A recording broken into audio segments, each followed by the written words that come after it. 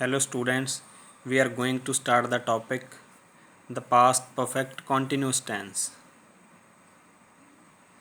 जिस समय ਅਸੀਂ past perfect continuous tense ਦੇ ਵਿੱਚ affirmative sentence और positive sentence ਬਣਾਉਂਦੇ ਹਾਂ ਤਾਂ ਉਸ ਸਮੇਂ ਅਸੀਂ ਇਹ ਰੂਲ ਫੋਲੋ ਕਰਦੇ ਹਾਂ। subject plus had plus been plus verb the first form ਦੇ ਨਾਲ ing plus object plus since or for plus time। Particular time ਲਈ ਅਸੀਂ ਸੈਂਸ ਯੂਜ਼ ਕਰਦੇ ਹਾਂ ਐਂਡ ਡਿਊਰੇਸ਼ਨ ਆਫ ਟਾਈਮ ਲਈ ਫॉर।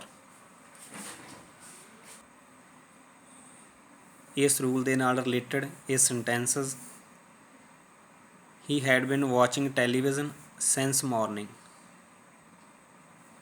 ਅੱਗੇ ਦੇ ਹੈਡ ਬਿਨ playing football for 2 hours।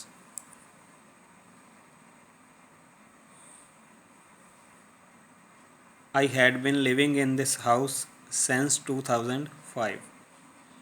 He had been working in this office for many years.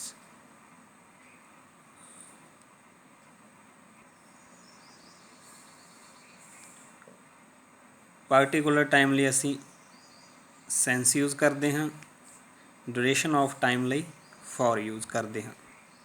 ਜਿਸ ਤਰ੍ਹਾਂ ਫਸਟ ਸੈਂਟੈਂਸ ਦੇ ਵਿੱਚ ਇੱਥੇ ਸਾਨੂੰ ਇੱਕ ਪਾਰਟੀਕੂਲਰ ਟਾਈਮ ਦਿੱਤਾ ਗਿਆ ਮਾਰਨਿੰਗ ਟਾਈਮ, ਸੋ ਇੱਥੇ ਅਸੀਂ ਸੈਂਸ ਯੂਜ਼ ਕੀਤਾ।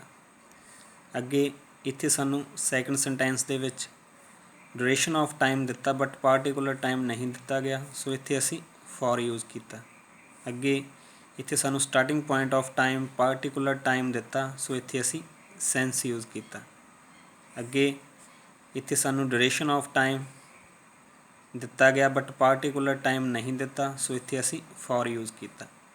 ਪਾਰਟੀਕੂਲਰ ਟਾਈਮ ਲਈ ਅਸੀਂ ਸੈਂਸ ਯੂਜ਼ ਕਰਾਂਗੇ ਐਂਡ ਡਿਊਰੇਸ਼ਨ ਆਫ ਟਾਈਮ ਲਈ ਫॉर ਯੂਜ਼ ਕਰਾਂਗੇ। ਨਿਸ਼ਚਿਤ ਸਮੇਂ ਲਈ ਅਸੀਂ ਸੈਂਸ ਯੂਜ਼ ਕਰਾਂਗੇ ਐਂਡ ਅਨਿਸ਼ਚਿਤ ਸਮੇਂ ਲਈ ਫॉर।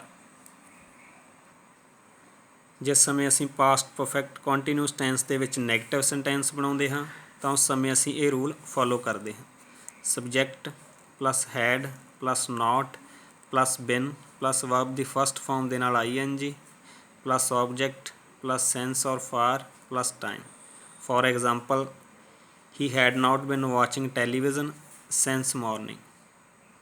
ਅੱਗੇ they had not been playing football for 2 hours। ਜਿਸ ਸਮੇਂ ਅਸੀਂ ਪਾਸਟ ਪਰਫੈਕਟ ਕੰਟੀਨਿਊਸ ਟੈਂਸ ਦੇ ਵਿੱਚ ਇੰਟੈਰੋਗੇਟਿਵ ਸੈਂਟੈਂਸ ਬਣਾਉਂਦੇ ਹਾਂ ਤਾਂ ਉਸ ਸਮੇਂ ਅਸੀਂ ਇਹ ਰੂਲ ਫੋਲੋ ਕਰਦੇ ਹਾਂ। Head plus subject plus been plus verb ਦੀ ਫਸਟ ਫਾਰਮ ਦੇ ਨਾਲ ing plus object plus since or for plus time and 'ਤੇ ਇੰਟੈਰੋਗੇਟਿਵ ਸਾਈਨ। ਜਿਸ ਸਮੇਂ ਅਸੀਂ ਪਾਸਟ ਪਰਫੈਕਟ ਕੰਟੀਨਿਊਸ ਟੈਂਸ ਦੇ ਵਿੱਚ ਇੰਟੈਰੋਗੇਟਿਵ ਸੈਂਟੈਂਸ ਬਣਾਉਣਾ ਹੈ ਤਾਂ ਉਸ ਸਮੇਂ ਹੈਲਪਿੰਗ ਵਰਬ ਨੂੰ ਸਬਜੈਕਟ ਤੋਂ ਪਹਿਲਾਂ ਯੂਜ਼ ਕਰਾਂਗੇ। For example, had he been watching television since morning? Again, second sentence, had they been playing football for 2 hours? Students, मैं उम्मीद करता हाँ कि अज का टॉपिक तुहानू समझ आ गया होवेगा। Thank you.